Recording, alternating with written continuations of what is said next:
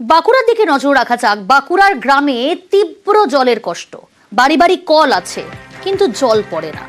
ভরসা বলতে রাস্তার একটি মাত্র কল। অভিযোগ, সেই কল খারাপ হলে ভরসা দ্বারকেশ্বরের জল, আর এতেই দুর্ভোগ চরমে।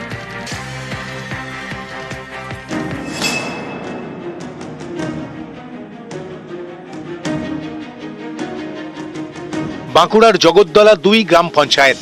এখানকার কৃষ্ণনগর গ্রামে বাড়ি বাড়ি কল আছে, কিন্তু জল পড়ে না।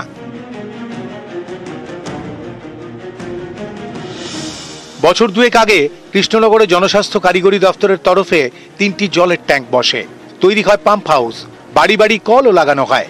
ব্যাস ওই পর্যন্তই। কিন্তু এতদিনেও বাড়ি বাড়ি জল পৌঁছয়নি। গ্রামের 150 পরিবারকে জলের জন্য নির্ভর করতে হয় রাস্তার একটি মাত্র কলের উপর। সেই কলও খারাপ হলে গ্রামের পাশ দিয়ে বয়ে যাওয়া দ্বারকেশ্বরের জলই ভরসা। কোথা থেকে জল নদী থেকে। ঘরে ঘরে তো কল দিয়েছে সরকার।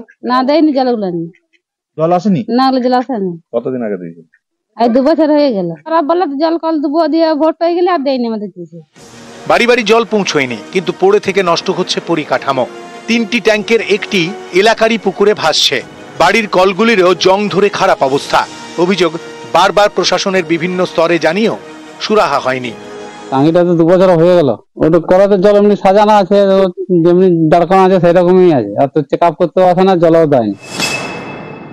লক্ষ লক্ষ টাকা খরচা করেছিল, কিন্তু তৃণমূলের যেসব নেতারা আছেন তারা কাজটা দেখেন না। তারা শুধু কাটমানিটা লক্ষ্য করেন, কাটমানি পেয়েছে পকেটে ভরে তারা আপনার বাড়ি চলে, তারপর ট্যাঙ্কি কোথায় আছে নিজেরাও জানেন না। আমরা 2026-এর আগে তো সমস্ত জায়গাতে সমস্ত গ্রামে পানীয় জলটা পৌঁছে যাবে। আর ছোট্ট ঘটনা, কোনো কারণে পুরো প্রাকৃতিক বিপর্যয়ের ক্ষেত্রে হয়তো পড়ে আছে। আমি ইঞ্জিনিয়ারের সাথে কথা বলেছি এবং আমরা চেষ্টা করছি খুব দ্রুততার সাথে ওই জায়গায় পানীয় জলের ব্যবস্থাটা করে দেওয়ার জন্য।